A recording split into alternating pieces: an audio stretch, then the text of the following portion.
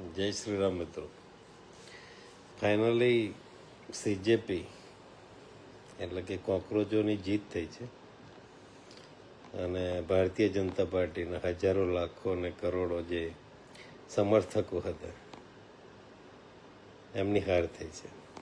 એમની હાર એટલા માટે થઈ છે કે આટલી ઝડપથી આ રીતે આંદોલન સમેટાઈ જાય એવું લાગતું ન હતું. હું તો કોઈ પક્ષ કે પાર્ટી સાથે જોડાયેલો નથી, પણ બધાને વેદના તો થઈ હશે, ચચરી હશે ગુજરાતી ભાષામાં કીધું. આ કોકરોચ આંદોલને એક વાત સાબિત કરી દીધી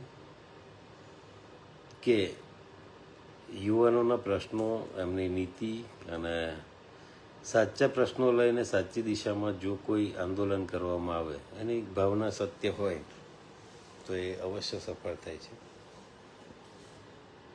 કોકરોચ આંદોલનની અંદર ઘણા બધા પ્રશ્નો હતા. કેટલાક દેશ વિરોધી ઘટનાઓ પણ બની, સાધુ સંતોના અપમાનની વાતો હતી અને આ બધી બાબતો મને પણ ખટકતી હતી અને હું ક્યારેય એ આંદોલનના પક્ષમાં ન હતો. પરંતુ આ આંદોલને ગુજરાતના યુવાનો માટે, ગુજરાતની રાજનીતિ માટે એક નવી દિશા ચિહ્ની છે અને હવે એ દિશામાં આગળ કામ થવું જોઈએ, કરવું જોઈએ. ગુજરાતની અંદર અત્યારે ભ્રષ્ટાચાર ખૂબ જ માજા મૂકી દીધી છે.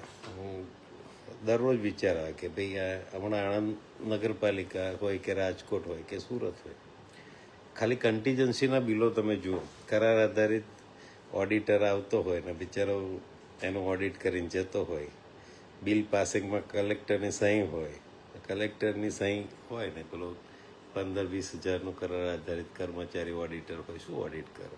ઇન્ટરનલ ઓડિટરો પણ એવું હોય, આવે ખાઈ પી પૈસા લઈને જતા રહે. એજી ઓડિટ રાજકોટની તો સરકારમાં મેં કામ કર્યું છે એટલે મને ખબર છે, બહુ મોટી ડિમાન્ડ હોય ને બધી.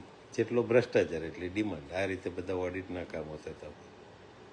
રસ્તાના, રોડના અને બીજા બધા જે કામો છે એની અંદર કોઈ પણ જાતનું ક્વોલિટી કંટ્રોલ મેન્ટેન થતું ન હોય.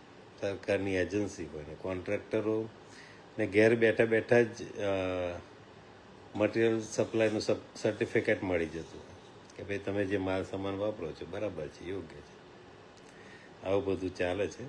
ટૂંકમાં ફરી એકવાર દેશના તમામ કોકરોચોને અભિનંદન પાઠવું છું અને હૃદયથી અભિનંદન પાઠવું છું કે એમણે એક યુવાનોને એક નવી દિશા ચિહ્ની છે અને હવે આ દિશાની અંદર આગળ ઘણું બધું કામ થશે એવા આશાવાદ સાથે. ભારતની સ્વતંત્રતા માટે સ્વતંત્રતાના સૈનિકો હોવા જોઈએ, સ્વતંત્રતાના સૈનિકો હોવા જોઈએ, સ્વતંત્ર સૈન્ય હોવું જોઈએ અને યુવાનો સૈનિક તરીકે કામ કરશે ત્યારે જેનજી જેવું આંદોલન એ શક્ય બનશે અને આ વ્યવસ્થા છે એમાં પરિવર્તન થશે. વ્યવસ્થામાં પરિવર્તન કાયદા વગર થશે જ નહીં. આપણે ત્યાં મેં અગાઉ પણ કહ્યું કે જૂઠું બોલવામાં સહેજ પણ શરમ નથી. તમે આ બધા જ જે નેતાઓ છે એમના ખાલી પગાર ભથ્થાને કન્ટીજન્સી બિલો જુઓ તો તમને ખબર પડે કે આ લોકો કેટલું જૂઠું બોલે છે. પછી આગળ વિકાસના કામોને એની તો પછી પાછળથી વાત આવે છે. તો આ બધી બાબતો પર ધ્યાન રાખજો. વંદે માતરમ. અને આપણો દેશ આગળ વધે એવી અભ્યર્થના. જય શ્રી રામ.